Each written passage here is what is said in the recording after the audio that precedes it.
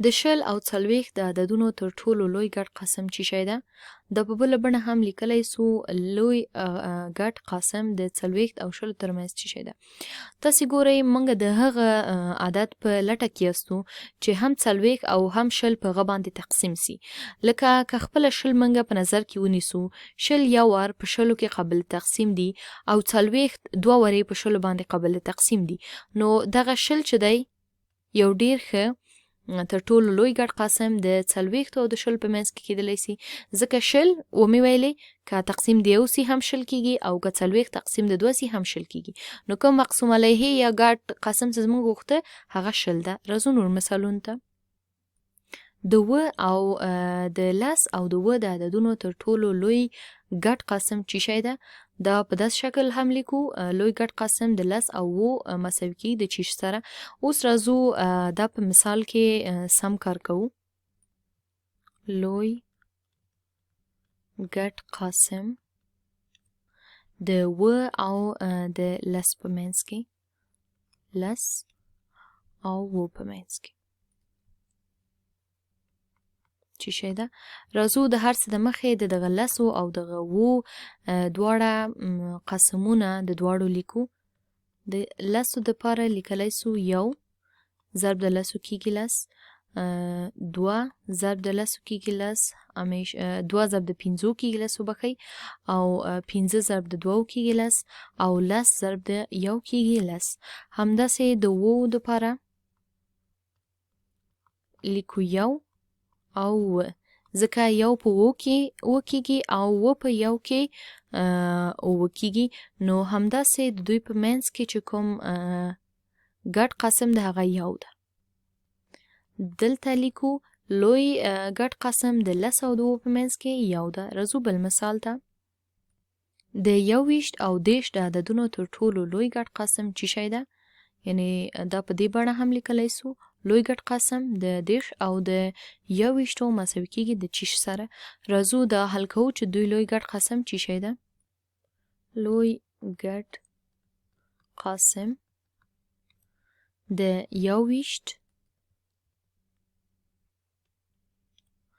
او د دېرشو په منځ کې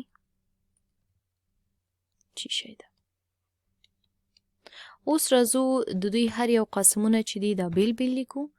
لکه یوویشت دپاره لیکو یو، درې، اووه او یوویشت. ګورئ یوویشت ضرب د یو کیږي یوویشت، درې ضرب د اووه کیږي یوویشت، اووه ضرب د درې کیږي یوویشت، او همداسې یوویشت ضرب د یو کیږي یوویشت. همداسې راځو د دېرشو قسمونو ته. دېرشو قسمونو کې لیکو مثلا یو ضرب د دېرشو کیږي دېرش، همداسې کامه ورکوو. دوه ضرب د پنځلسو دوه او پنځلس، درې او دېرش، درې او لس وبښئ، همداسې پنځه د شپږو سره. دا چې دي دا د دېرشو قسمونه دي. اوس ګورو د دوی په منځ کې کوم یو ګډ دی. ګورو یو او دغه درې دا د دوی په منځ کې ګډ دي، او د یو او درې څخه دغه درې چې دی تر ټولو لوی دی، ځکه زموږ لوی ګډ قسم پکار ده.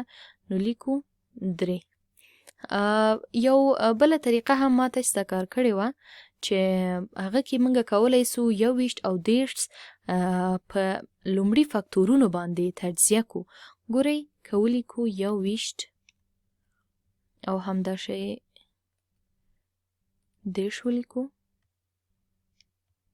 نو دا موږ تجزیه کوو په هغه فکتورونو باندې چې بیرته کولی سو د هغې څخه دغه یوویشت او دېرش لاسته راوړو. لکه دا تجزیه کوو په درې او اووه باندې. صحیح ده؟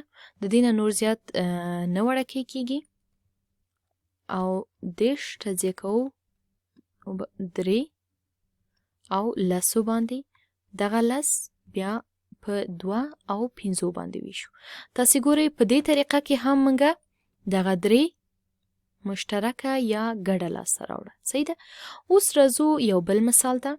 که لوی ګډ قاسم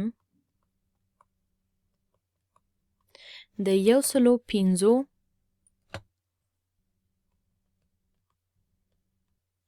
او 10 موږ نه غوښتی، نو موږ بیا هم د همدغه طریقې نه استفاده کوو چې مخکې مو وکړه. دغه تجزیې په طریقې باندې ډېر اسانه لاسته راځي. ګورئ لیکم 105 دا په دوه برخو ویشو، یو یې 15 بلې 21.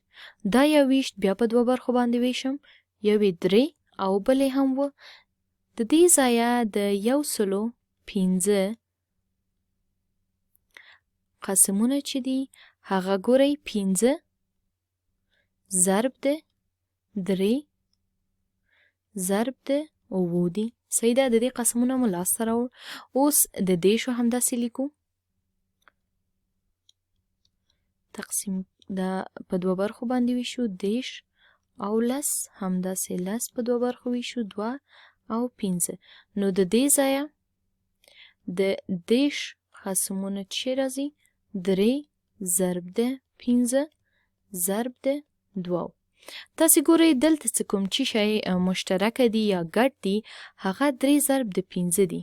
دلته هم شته او دلته هم شته. نو موږ دې څخه مخ نسو اړولی. ګورئ دا مشترک د دوی په منځ کې راغلی دي. نو 3 ضرب د 15 کېږي 15. دغلته موږ 15 د دوی د لوی ګډ قسم دپاره لیکلی سو.